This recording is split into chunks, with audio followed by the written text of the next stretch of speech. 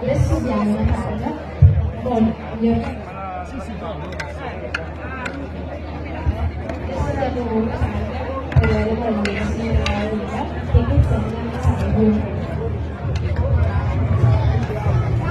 Lo controllo se manca la tempo.